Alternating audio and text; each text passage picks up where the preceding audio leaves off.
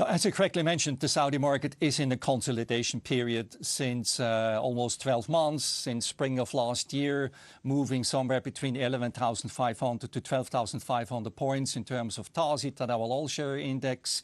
At the same time, we have seen earnings starting to recover last year. And that has caused valuation metrics to ease. That means PE ratios have declined on a trailing basis, on a forward basis. And currently these PE ratios are about 7% below their long-term average. So that means the Saudi market, I wouldn't call it is outright cheap, but it's very moderately valued.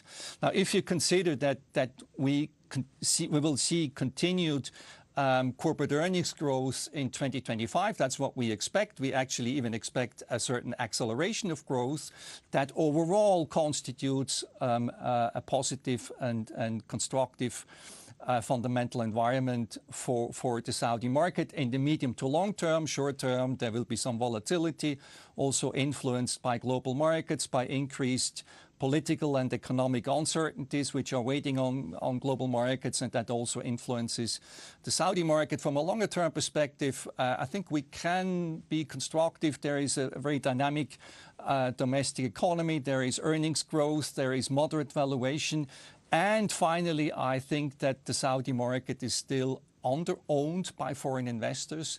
The free float ownership of foreign investors is at 11% in the Saudi market. That compares to 25% internationally. And that gives quite some room for future capital inflow by foreign investors, which will help to bring the market to the next level, to 13,000 points in terms of TASI and above in the medium term. That's basically my scenario for the Saudi equity market. An interesting story we were following in the Saudi market is the dividends of Aramco. The expected dividends for 2025 is less than what we have seen in 2024. What is your assessment on the impact of that on the Saudi budget and on the economic outlook?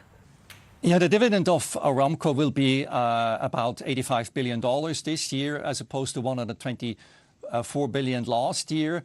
But Aramco made it clear that part of the dividend is performance linked, and we knew what happened in the global oil markets in the last 2 years, so it was not a surprise that the dividend will turn out to be lower.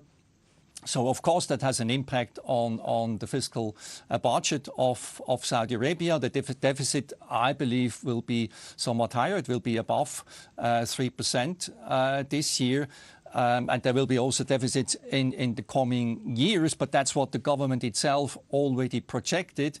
In my view, Saudi Arabia can afford to have some deficits in the next couple of years because the debt to GDP ratio is still relatively low. The key point here is that the money which is borrowed on capital markets is used to foster growth and to support the transformational process of the Saudi economy, which will make that the Saudi economy will be better off in 5 years from now, even at the expense of a somewhat higher debt to GDP ratio compared to now.